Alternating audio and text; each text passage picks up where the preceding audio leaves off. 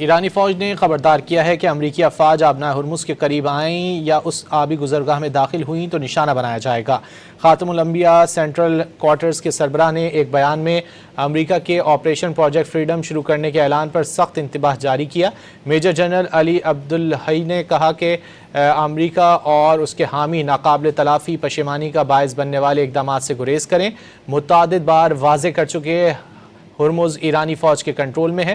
انہوں نے واضح کیا کہ محفوظ آمد و رفت کا عمل ہر صورت ایران کے ساتھ ہم آہنگی میں ہونا چاہیے۔ امریکہ کے جارحانہ اقدام سے معاملات مزید پیچیدہ ہوں گے۔ امریکہ کی بحری قزاقی نے عالمی تجارت کو خطرے میں ڈال دیا۔ ایرانی فوج نے خبردار کیا ہے کہ امریکی افواج آبنائے ہرمز کے قریب آئیں یا اس آبی گزرگاہ میں داخل ہوئیں تو نشانہ بنایا جائے گا۔ خاتم الانبیاء سینٹرل کوارٹرز کے سربراہ نے ایک بیان میں امریکہ کے آپریشن پروجیکٹ فریڈم شروع کرنے کے اعلان پر سخت انتباہ جاری کیا۔ میجر جنرل علی عبدالحی نے کہا کہ امریکہ اور اس کے حامی ناقابل تلافی پشیمانی کا باعث بننے والے اقدامات سے گریز کریں۔ متعدد بار واضح کر چکے ہرمز ایرانی فوج کے کنٹرول میں ہے۔ انہوں نے واضح کیا کہ محفوظ آمد و رفت کا عمل ہر صورت ایران کے ساتھ ہم آہنگی میں ہونا چاہیے۔ امریکہ کے جارحانہ اقدام سے معاملات مزید پیچیدہ ہوں گے۔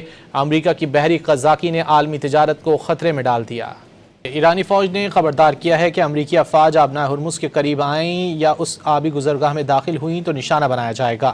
خاتم الانبیاء سینٹرل کوارٹرز کے سربراہ نے ایک بیان میں امریکہ کے آپریشن پروجیکٹ فریڈم شروع کرنے کے اعلان پر سخت انتباہ جاری کیا۔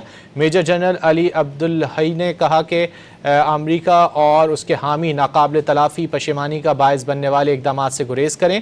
متعدد بار واضح کر چکے ہرمز ایرانی فوج کے کنٹرول میں ہے۔ انہوں نے واضح کیا کہ محفوظ آمد و رفت کا عمل ہر صورت ایران کے ساتھ ہم آہنگی میں ہونا چاہیے۔ امریکہ کے جارحانہ اقدام سے معاملات مزید پیچیدہ ہوں گے۔ امریکہ کی بحری قزاقی نے عالمی تجارت کو خطرے میں ڈال دیا۔